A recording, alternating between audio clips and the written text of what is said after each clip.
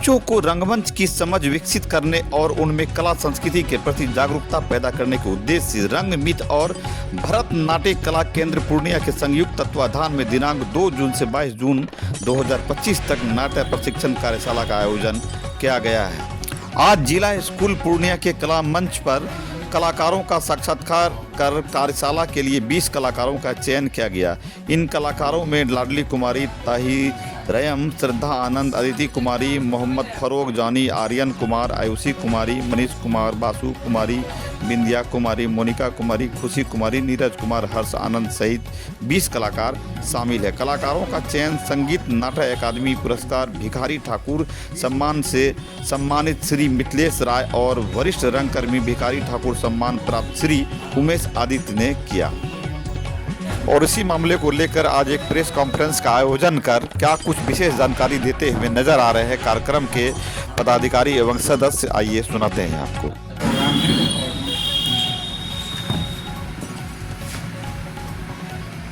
रंगमित और भरतनाट्य कला केंद्र की तरफ से आयोजित है रंगशाला इस 2025 में।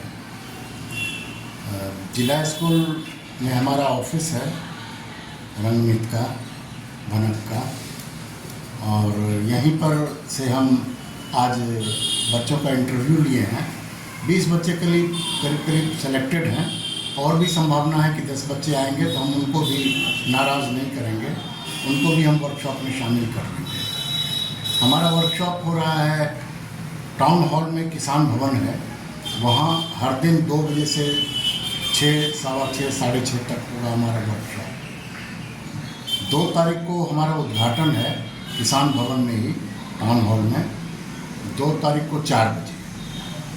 उसमें हमारे पूर्व सांसद, हमारे विधायक, ये बिल्डिंग भी विधायक नहीं बना के हमें दिया है, तो विधायक, मेयर, उप मेयर और भी जो सम्मानित लोग हैं शहर के, साहित्य कला संस्कृति से जुड़े हुए तमाम लोग आ रहे हैं, शिरकत करेंगे उसमें।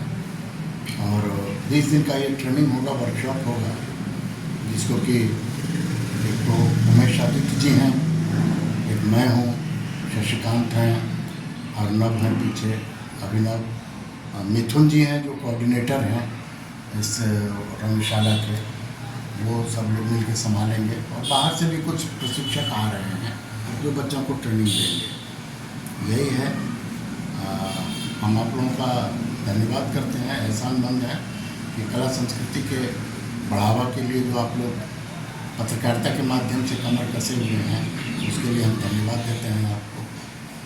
आप हैं उमेश आदित्य। ये कार्यशाला 2 वर्षों में इसी जिला स्कूल के उस व्यायामशाला में कार्यशाला किया।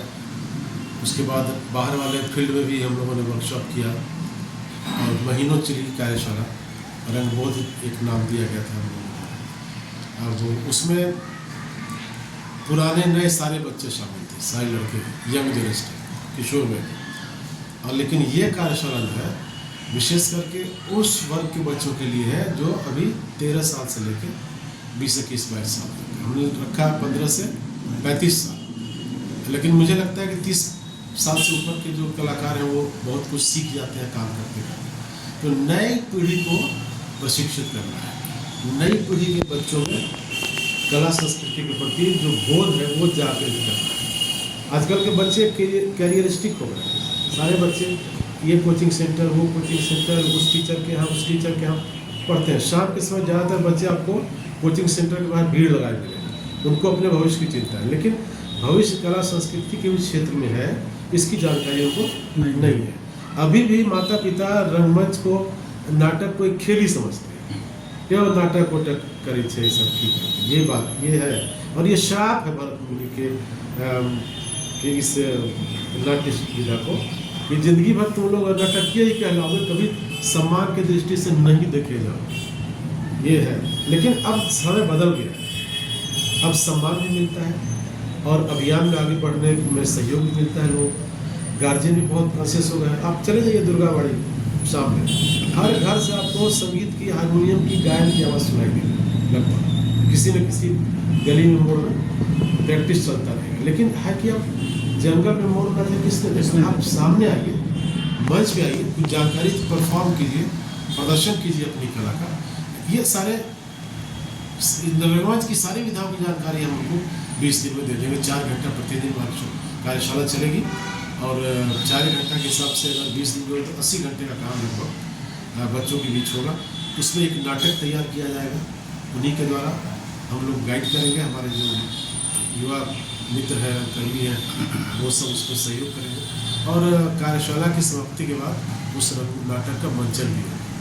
तो बहुत सारे स्कूलों के बच्चे आए हुए हैं, कुछ के आने की भी संभावना है। आज तो हम लोगों ने 20 को कॉल किया था, 20 में 18 का तो हम लोगों ने सिलेक्शन भी किया है। एक दो जो किसी कारणवश छूट गया उनको हम लोगों ने किसान भवन बुलाया है 2 तारीख को, क्या पढ़ाइए और वही तो आपकी जॉब कर लिया जाएगा। बच्चों में जागरूकता यह है कि गार्जियन जो बच्चों के साथ आए थे वो लोग भी बहुत खुश थे। हमने पूछा भी कि क्या ये आपकी सहमति से बच्चे आए हैं, आपको कैसा लगा? वो लेकिन नहीं, बहुत अच्छा है, तो हम रोज़ पहुंचाएंगे, रोज़ बच्चे को लाएंगे। ये कई गार्जियन ऐसा है, मैं पहुंचा दूँ, ले भी आऊँ, पहुँचा दूँगी, माताओं ने कहा ले भी आऊँ। ये बहुत पॉजिटिव साइन, एक धनात्मक संकेत है इस विधा के लिए। अगर नई पीढ़ी तैयार होती है हमारे बीच तो कला संस्कृति का विकास होगा, वो आगे काम करेंगे, किसी के साथ जुड़ के काम करें, हमारी संस्था के साथ जुड़ के काम करें तो भी बढ़िया, और कहीं जुड़ के काम करते हैं तो भी बढ़िया। पूर्णिया कलाकारों का शहर, यहाँ पर अलग अलग विधाओं के कई सारे कलाकार आपको मिलेंगे, अच्छे कलाकार मिलेंगे। नृत्य के क्षेत्र में कलाकार मिलेंगे, गायन के क्षेत्र में कलाकार मिलेंगे, लोकगीत गायन के क्षेत्र में कलाकार मिलेंगे। तो सारे लोग अपने अपने स्तर से काम कर रहे हैं। अब है कि कामों को एक जगह जोड़ने की भी जरूरत है। ठीक है, आप करिए, आप करिए, आप करिए, लेकिन साल में एक ऐसा शो जरूर हो जिसमें कि सभी टीमों कलाकार एक साथ एकजुट होकर के काम करें। ये भी हमारी मंशा है आगे आने वाले समय। तो ये कार्यशाला बच्चों के बीच कुछ जागृति पैदा करेगी अगर, तो हमें खुशी होगी और पूर्णिया की कला संस्कृति का विकास है। और इसमें हम जन सहयोग भी ले रहे हैं, लोग भी जा रहे हैं, अपनी बात रख रहे हैं। जो हमारे पूर्व सांसद हैं, जो विधायक हैं, हमारे जो मेयर साहिबा हैं, डिप्टी मेयर साहिबा हैं, इन सबसे बातचीत चली है। 2 तारीख को हमने उनको सादर आमंत्रित भी किया है उस वर्कशॉप में। शुरुआती दिन में शहर में कई ऐसे कलाकार हैं जो कि अब काफ़ी परिपक्व हो गए, बच्चे हैं, उनको हम लोग ट्रेनिंग देने के लिए बुलाएंगे कि भाई कम से कम 3 दिन 4 दिन के लिए आप आइए पूरे, और बच्चों के बीच अपनी जानकारी थोड़ा साझा कीजिए। अभी पूर्णिया के